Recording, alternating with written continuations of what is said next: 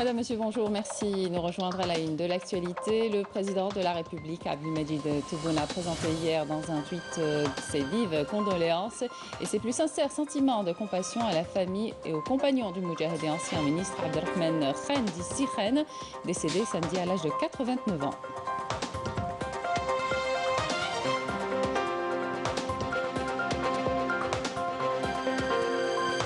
Pour cette année universitaire, l'Université d'Oran s'est enrichie d'une nouvelle spécialité, l'aéronautique, deuxième expérience du genre après celle de Blida, constituant ainsi une véritable plus-value pour l'enseignement supérieur.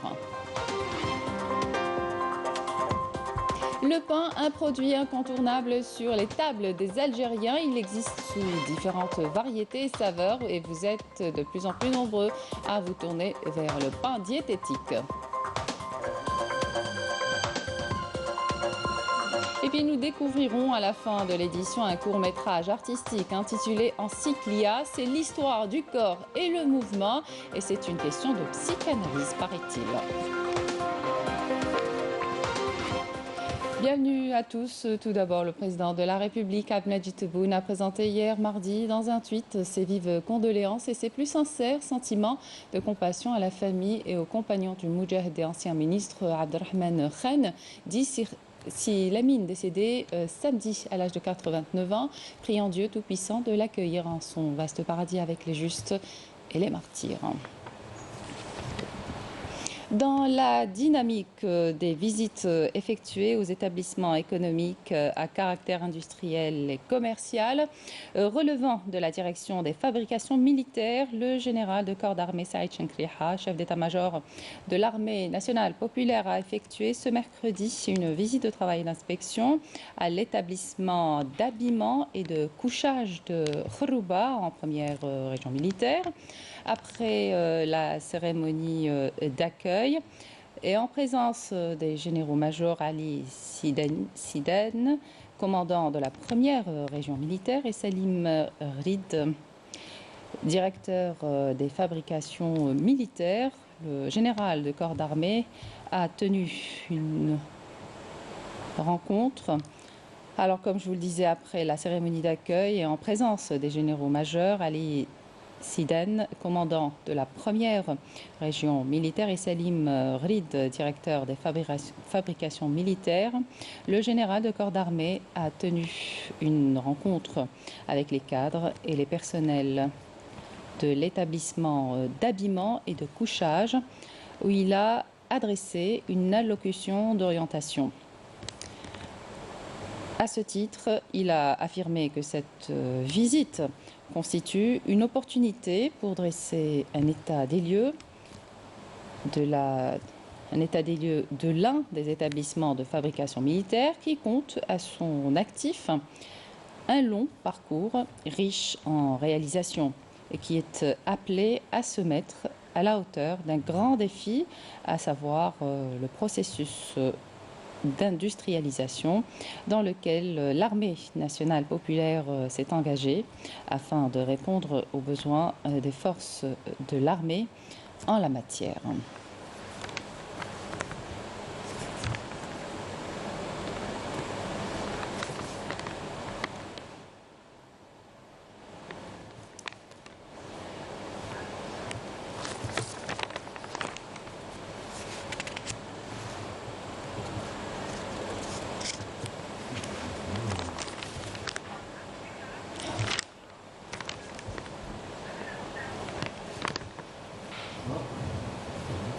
Je vous invite à présent à écouter la déclaration du général de corps d'armée.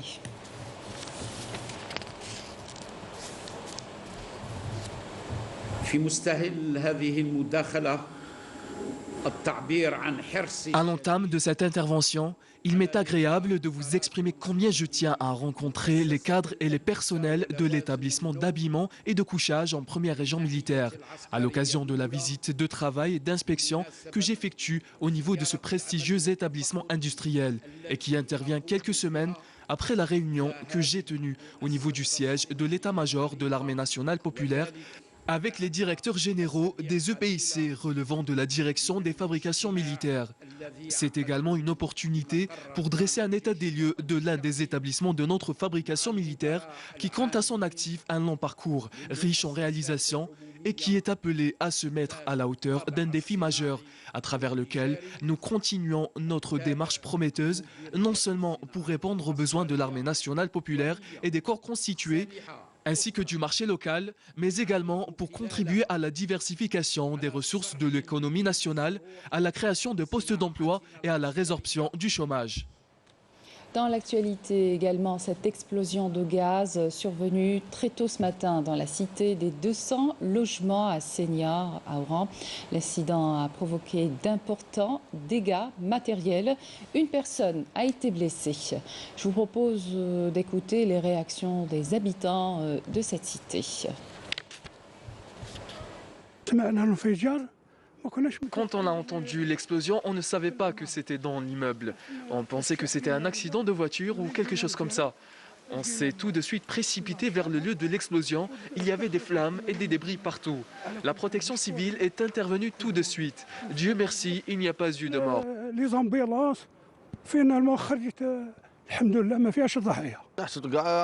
On pensait que c'était un accident de la circulation.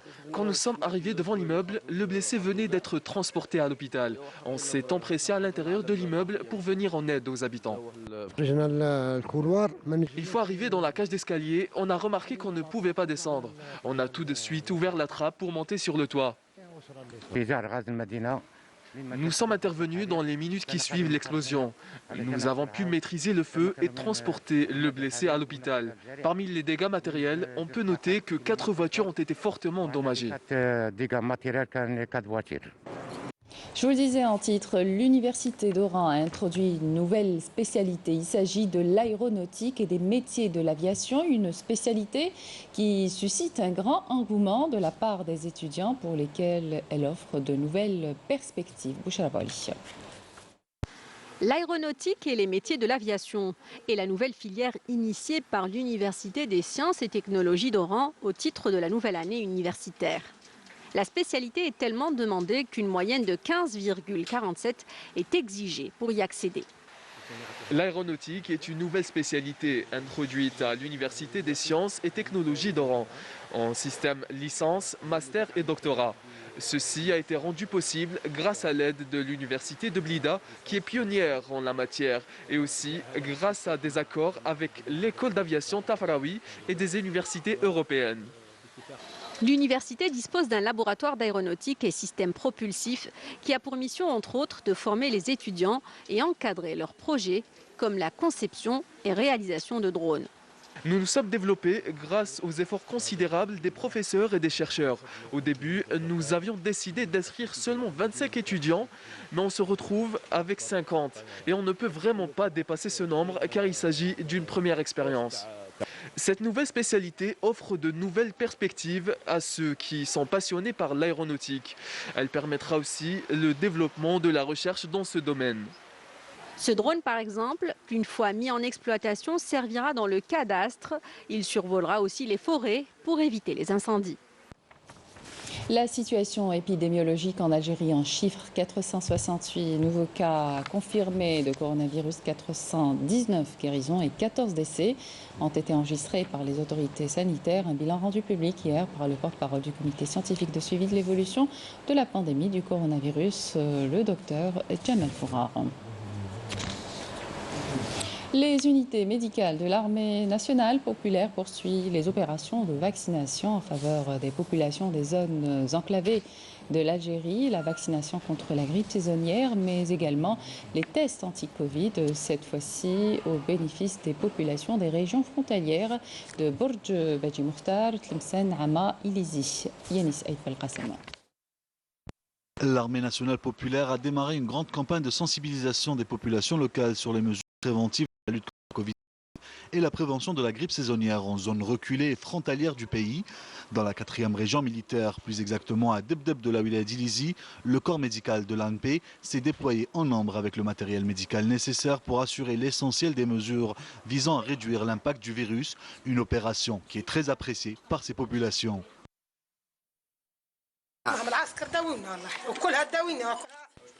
Je suis très contente et rassurée de savoir que notre armée est ici et qu'elle veille à nos besoins. Je les remercie vraiment pour les soins qu'ils nous procurent. Madame, savez-vous que cette armée veille aussi à notre sécurité au niveau de nos frontières? Oui, je suis rassurée. Notre armée populaire nationale répond à chaque fois à nos besoins. Que Dieu les garde et les protège.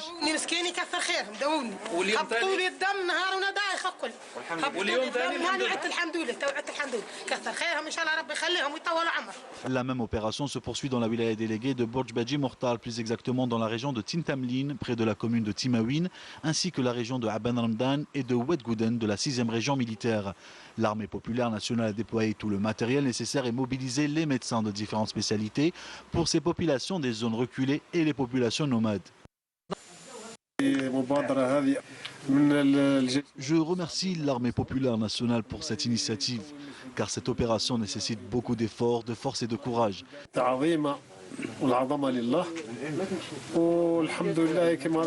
aussi rassurant et réconfortant de savoir que notre armée sillonne tout le sud et se préoccupe des populations des zones reculées et des nomades.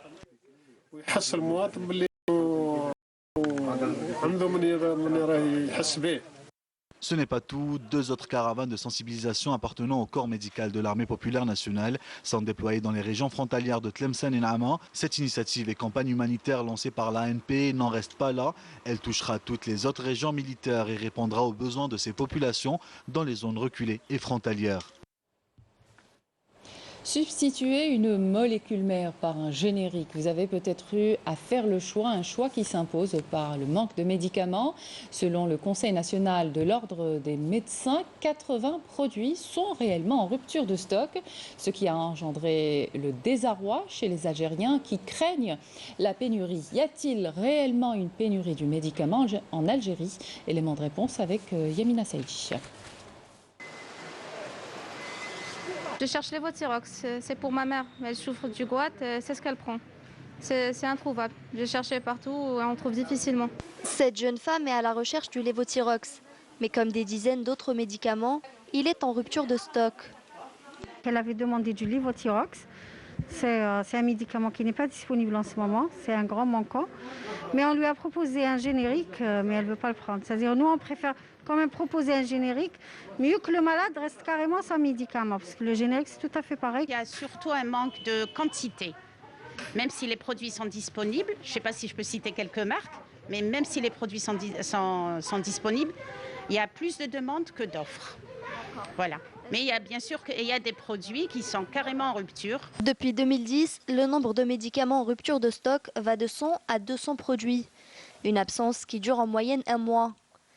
Le Conseil national de l'ordre des pharmaciens a dressé une liste qui avoisine les 80 produits. Actuellement, si on parle en DCI, il y a environ 80 produits DCI, dénomination commune internationale, c'est-à-dire que chaque médicament a une DCI. Et chaque DCI, nous trouvons en Algérie plusieurs médicaments qui ont la même DCI.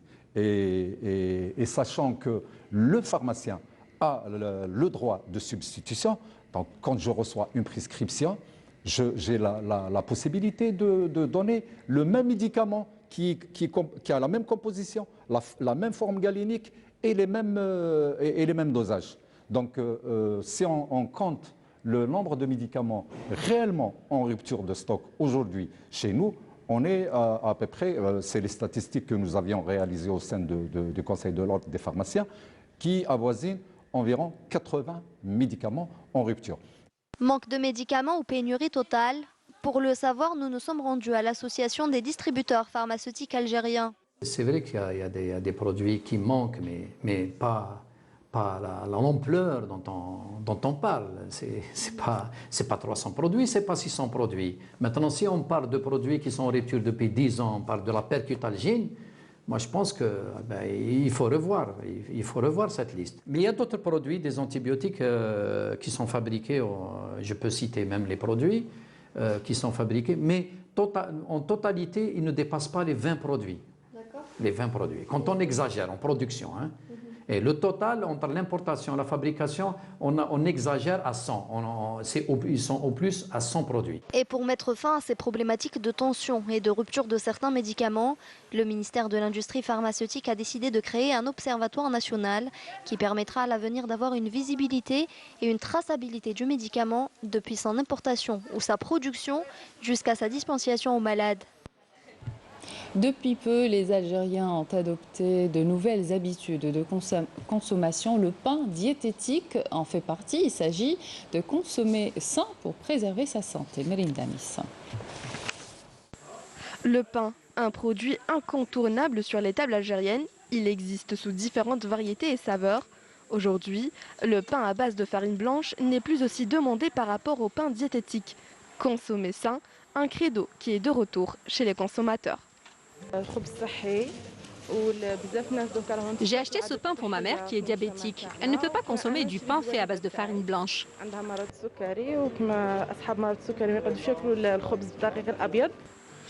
Je viens tous les jours ici à 11h30 pour acheter du pain.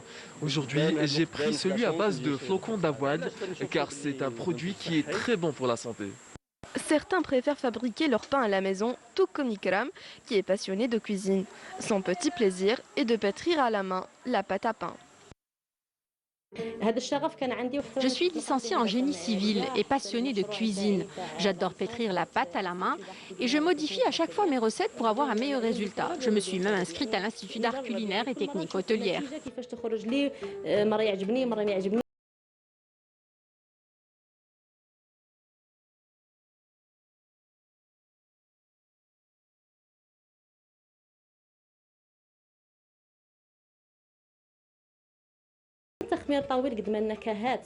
Pour avoir plus de saveur, il faut que le pain passe plus de temps en fermentation.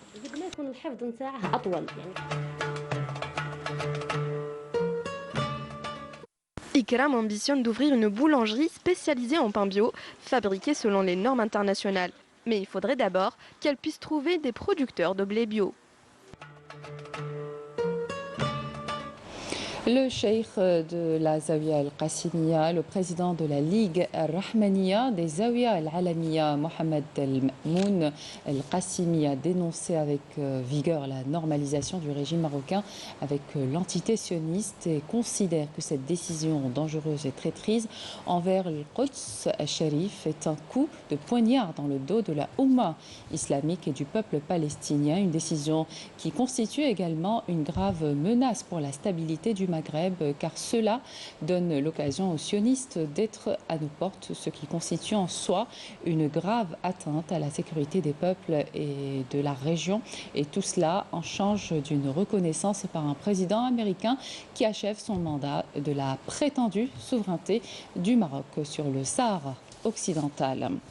Et puis l'ancien conseiller à la sécurité nationale qui a quitté son poste à la Maison-Blanche en 2018, John Bolton, a indiqué dans une tribune publiée sur le site américain spécialisé Foreign Policy que la reconnaissance par Trump de la souveraineté marocaine sur le Sahara occidental mine dangereusement des décennies d'une politique américaine soigneusement mise en place. Il estime que la meilleure chose à faire pour Biden dès son investiture serait d'annuler cette décision, chose qui ne sera pas facile étant donné les attentes mal inspirées du côté de Rabat et de l'entité sioniste.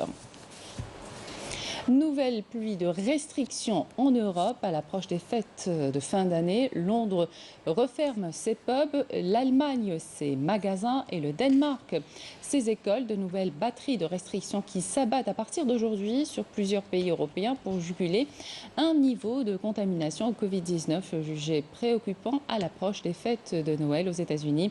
Les cas et les décès liés au Covid-19 continuaient hier de battre des records sur le sud de la Californie, engorgeant les hôpitaux et provoquant une pénurie de lits disponibles en soins intensifs.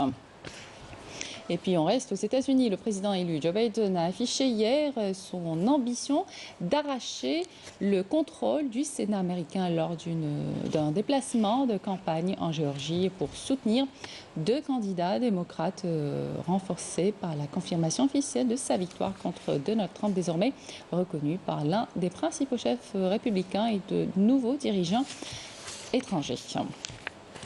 Découvrons à présent un court-métrage artistique intitulé Encyclia, c'est l'histoire du corps et le mouvement. Et c'est une question de psychanalyse, ça parle des complexes de l'être humain.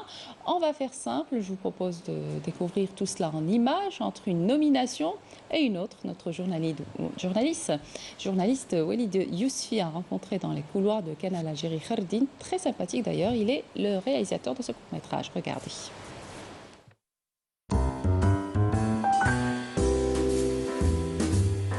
Alors Khardin, si je te dis Encyclia, qu'est-ce que tu... Alors Encyclia est une très belle aventure pour moi. C'est mon deuxième court-métrage artistique réalisé lors d'une résidence artistique à Alger. On s'est réunis, nous on était une dizaine d'artistes autour d'un même thème qui était le corps et le mouvement. Et moi je me suis reposé sur une citation d'un psychanalyste, Alfred Adler, qui n'est autre qu'un disciple de Freud, et qui parlait de la compensation des complexes de l'être humain. C'est à partir de ça que tu as pu faire la réalisation de ton court-métrage. Oui, avec la collaboration d'un éminent chorégraphe que je salue d'ailleurs, Salah Mesh, qui était le protagoniste de mon histoire.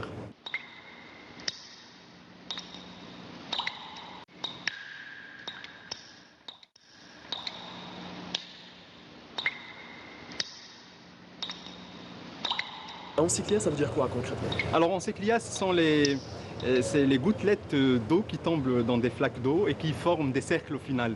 Donc on les appelle les encyclies normalement. Et ça, c'est la métaphore des complexes qu'on peut avoir dans notre vie. Et bien sûr, il y a eu une première projection lors de l'exposition du vernissage de la résidence. Et par la suite, il y a eu cette série de projections internationales où le film a sillonné un petit peu le monde. Voilà. Quelque temps après la sortie de son court-métrage, cet artiste conceptuel se lance déjà sur un autre projet. Justement après Encyclia, tu as eu un second projet. Oui, le second projet était un court-métrage documentaire. Parce qu'il faut savoir que même dans le documentaire, on peut trouver un court, un moyen métrage et un long métrage, bien sûr.